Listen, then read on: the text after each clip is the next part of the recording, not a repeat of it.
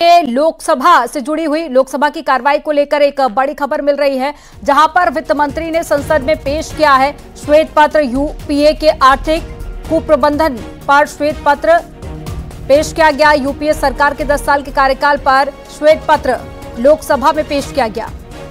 तो एक बड़ी खबर आपको बता रहे हैं, श्वेत पत्र पर कल लोकसभा में चर्चा होगी, जिसे आज पेश कर दिया गया है और कल इस पर चर्चा होगी। तो यूपीए के दौरान में भारी गिरावट पैसों को लेकर भी दर्ज की गई थी। इसके अलावा यूपीए के 10 सालों में इकोनॉमी जो बर्बाद हुई है, विदेशी मुद्रा भंडार में जो कमी आई, उसको लेकर भी चर्चा होगी।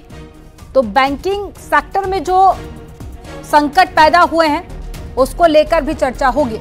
तो यूपीए सरकार में रुपए में भारी गिरावट, यूपीए सरकार में कोयला घोटाला हुआ और 10 सालों में अर्थव्यवस्था बर्बाद हुई, विदेशी मुद्रा भंडार में कमी आई। इसके अलावा यूपीए सरकार में बैंकिंग सेक्टर संकट में पड़ा, यूपीए सरकार में भारी कर्ज लिया गया और यूपीए ने देश की आर्थिक नींव कमजोर कर दी। ये 10 बड़ी बातें हम आपको बता रहे हैं। अर्थव्यवस्था को राजकोषीय घाटे में धकेला गया, यूपीए में औद्योगिक विकास लड़खड़ाया और यूपीए की सरकार में बेतहाशा महंगाई हुई, रक्षा तैयारियां कमजोर हुई, सार्वजनिक संसाधनों की भी कमी दर्ज की गई।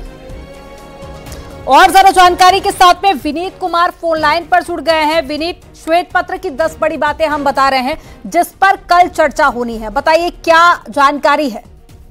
हाँ जी, निश्चित तौर पर मैं आपको बताना चाहूंगा कि जैसा कि वित्त मंत्री निर्मला सीतारमण ने बजट पेश करते हुए भी कहा था और प्रधानमंत्री नरेंद्र मोदी ने भी अपनी बात कही थी कि यूपीए सरकार के दौरान, कार्यकाल के दौरान वित्तीय जो स्थिति थी वो काफी कमजोर थी। जैसा कि श्वेत पत्र में हम लगातार अपने दर्शकों को बता रहे थे कि बैंकिंग की स्थिति खराब है, कोयला घोटाला हुआ, विभिन्न घोटालों की जो बात है वो लगातार की जा रही है। इसके साथ ही साथ मैं आपको बताना चाहूंगा कि रक्षा क्षेत्र में जिस तरह से आज के दिन में आर्थिक मजबूती आई है और उससे पहले अगर हम देखें यूपीए सरकार के दौरान तो रक्षा क्षेत्र में जो है वो कमजोरी देखने को मिली थी।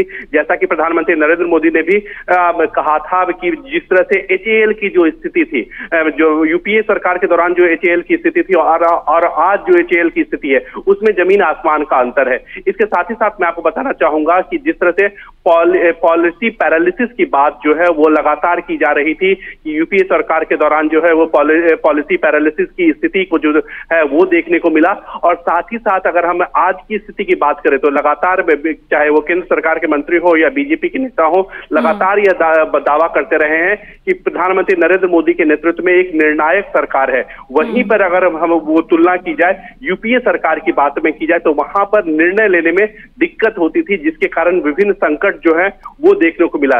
रुपया जो है वो लगातार यूपीए सरकार के दौरान जो है वो कमजोर होता गया, यह बात कही गई है। इसके साथ ही साथ महंगाई की भी बात कही गई है कि यूपीए सरकार के कार्यकाल के दौरान महंगाई जो है वो काफी बढ़ी है।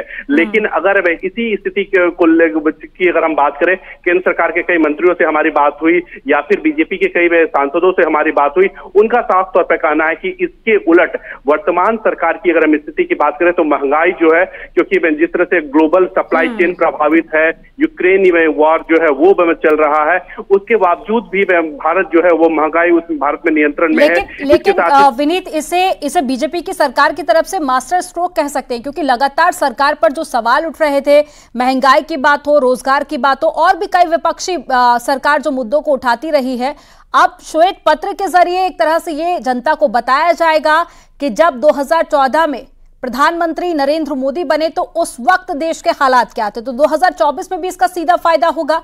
और साथ ही ये भी बताइए कि कल कितने बजे चर्चा होगी श्वेत पत्र पर?